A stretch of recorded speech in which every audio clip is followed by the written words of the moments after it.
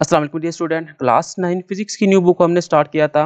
आज हमने chapter number 4 का टॉपिक 4.11 इंप्रूवमेंट ऑफ स्टेबिलिटी और topic 4.12 application of stability in real life को कंप्लीट करना है। सबसे पहले हम इंप्रूवमेंट ऑफ स्टेबिलिटी को देखेंगे, देन हम एप्लीकेशन ऑफ स्टेबिलिटी को देखेंगे, जिसके अंदर हम एक एप्लीकेशन रेसिंग कार और एक बैलेंसिंग टॉयज इसको डिस्कस करेंगे।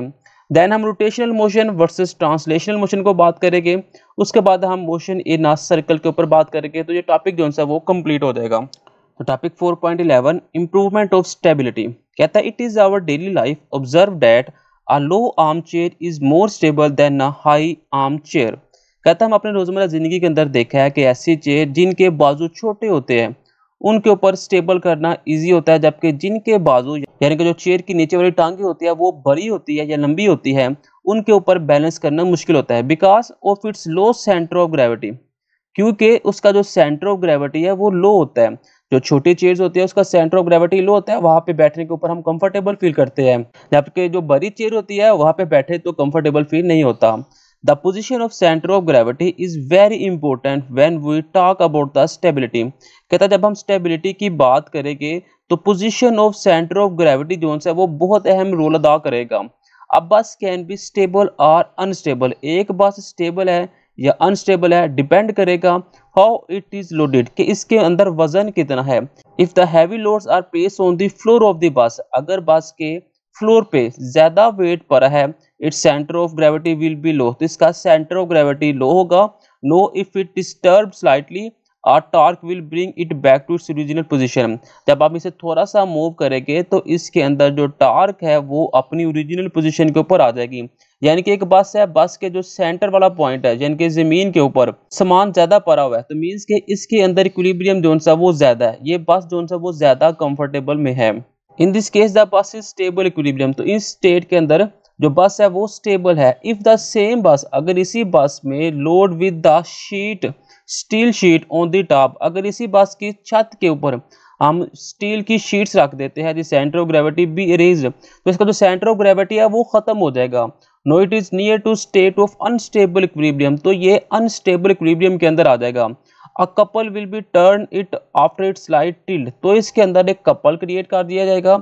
The same is the case of a ship and boat, तो इसी तरह जो शिप और बोट है उसके अंदर भी यही काम अप्लाई होता है। We can improve the stability of a system either by lowering the centre of gravity और विडिटिंग द बेस। हमने अगर स्टेबिलिटी को इम्प्रूव करना है तो उसके लिए हमें सेंटर ऑफ ग्रेविटी को लो रखना पड़ेगा।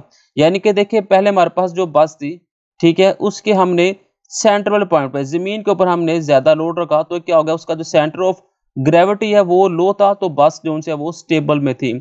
अब हम उसी बस की छत के ऊपर वजन रख देते हैं, अंदर से वजन उठा देते हैं, छत के ऊपर रख देते हैं, तो मीन्स के उसके अंदर जो सेंटर ऑफ ग्रेविटी है वो लो नहीं है, वो ऊपर जाके बनेगा किसी पॉइंट के ऊपर, तो उसके अंदर स्टेबिलिटी भी क्रिएट नहीं होगी, तो ये अनस्टेबल इक्विलिब्रियम के अंदर आ जाता है। जैसे कि ये हमें एग्जांपल दी हुई है कि ये एक आदमी है, चेयर के ऊपर बैठा है, बिल्कुल सीधा बैठा है, तो ये इसका सेंटर ऑफ ग्रेविटी है, मीन्स के बिल्कुल सीधा है, तो ये कंफर्टेबल फील करेगा। अब इसने थोड़ी सी चेयर को पीछे मूव किया, तो इसका जो सेंटर ऑफ ग्रेविटी है वो भी बेटा नई पोजीशन के ऊपर चला गया। अब इसके ऊपर जो रिएक्शन की फोर्स है वो सिर्फ इन दो पाओ के ऊपर लग रही है, मीन्स के ये अनस्टेबल के अंदर है, ये स्टेबल पड़ा हुआ है और ये अनस्टेबल पड़ा हुआ है।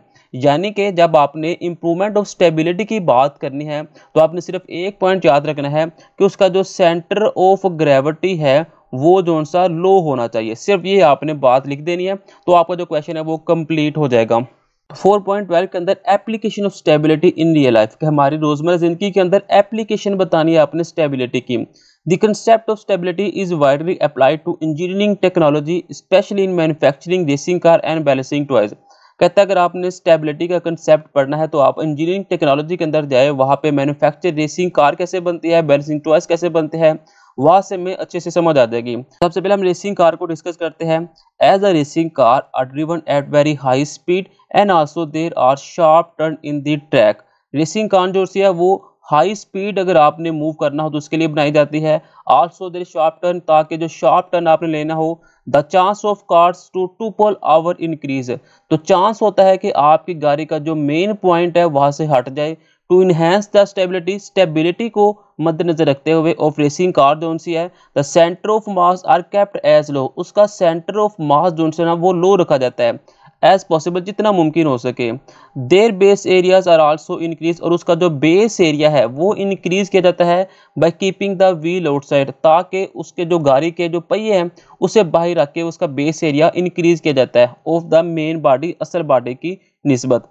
यानी कि जो रेसिंग कार है वो ज़्यादातर बनाई जाती है कि लोगों ने जो हाई ड्राइव करनी है उसके लिए, शार्प टर्न लेने के लिए, तो उसमें चांस ये होता है कि जो गाड़ी है वो अपने ट्रिपल पॉइंट से हट जाए, तो उसको मैनेज करने के लिए, स्टेबल करने के लिए उसका जो सेंटर ऑफ मास है उससे लो रखा जाता है, और उसका जो बेस एरिया जितना मुमकिन हो सके वो ज्यादा रखा जाता है। कैसे रखा जाता है? उस गाड़ी के जो टायर होते हैं उसे थोड़े से बाहर निकाल दिए जाते हैं ताकि जो बेस एरिया वो बैलेंस कर सके।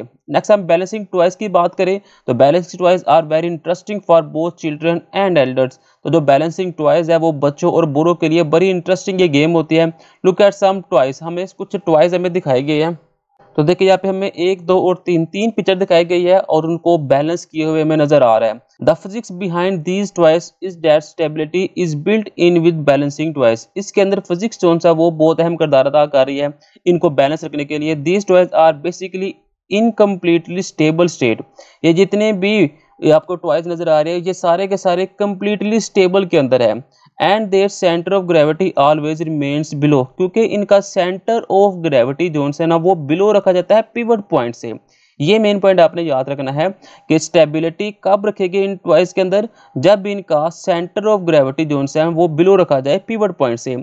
If the toys are disturb in any direction, आप इन टॉयज को किसी भी डायरेक्शन के अंदर घुमा ले, the centre of gravity is raised, तो इसका सेंटर ऑफ ग्रेविटी हट जाएगा and become unstable for a moment, तो ये अपनी असली हालत के अंदर नहीं आएगी, ये अनस्टेबल पोजीशन के अंदर चले जाएंगे। It come back to its initial stable position by lowering its centre of gravity. इनको दोबारा अपनी असली हालत के अंदर लेकर आना है तो इनके सेंटर ऑफ ग्रेविटी को पिवट पॉइंट से आपने लो रखना है।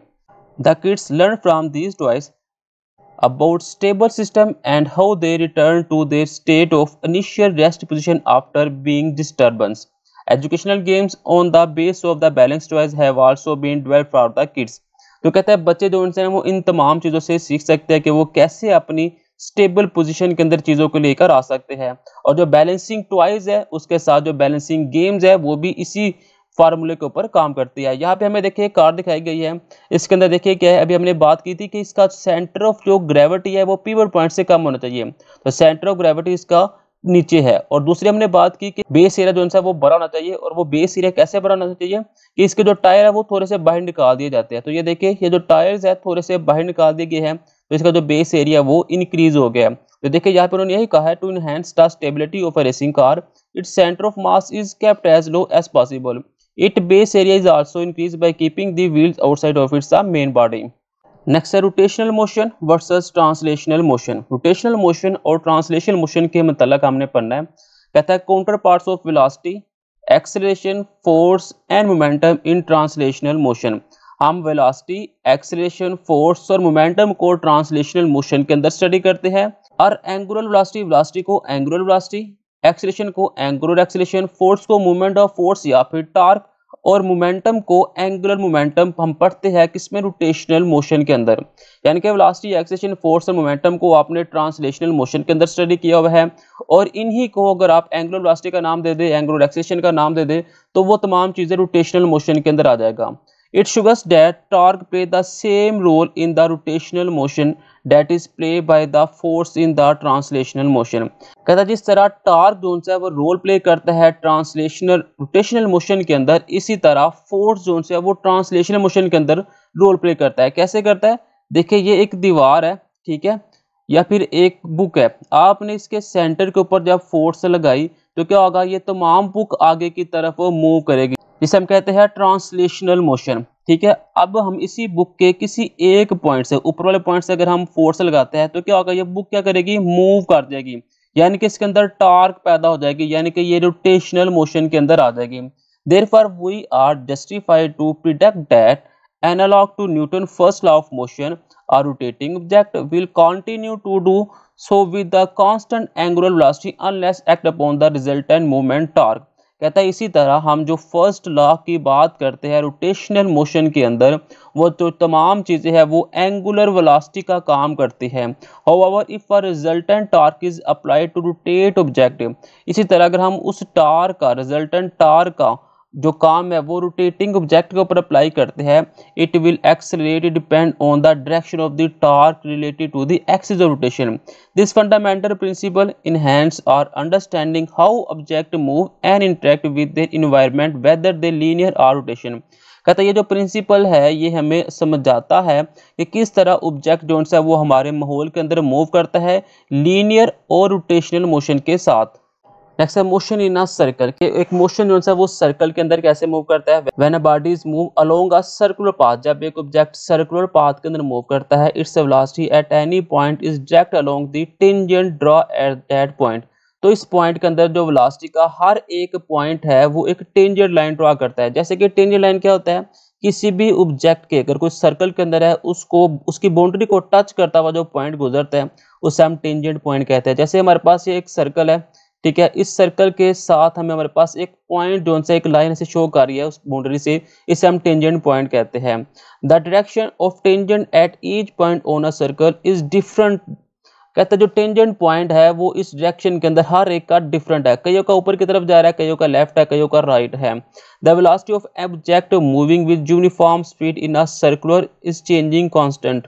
कह रहे कि इसके अंदर जो वेलोसिटी है वो यूनिफॉर्मली चेंज हो रही है। Hence a force perpendicular to the direction of motion is always required to keep object moving with uniform speed in a circular path.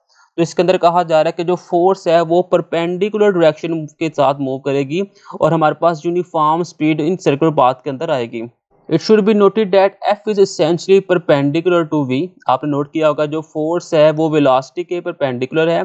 For an instant if it is not perpendicular to V, अगर velocity perpendicular ना हो the force will have a component in the direction of velocity. तो force जो है वो अपने component part के साथ वेलोसिटी के साथ मूव करेगी। This will change the magnitude of velocity, इससे वेलोसिटी की मैग्नीट्यूड चेंज हो जाएगी। As the body move with constant speed, तो बॉडी जो है वो कांस्टेंटली मूव करेगी। So it is possible only, ये मुमकिन उसी वक्त होगा जब क्या होगा, जो एंगल है वो 90 डिग्री का बनेगा और जो 90 डिग्री का एंगल बनता है वो 0 के इक्वल होता है। तो इसी के साथ जो टॉपिक 4.12 है वो कंप्लीट हो गया। नेक्स्ट हम 4.13 को स्टार्ट करेंगे। मिलते हैं नेक्स्ट वीडियो में। खुदा हाफिज।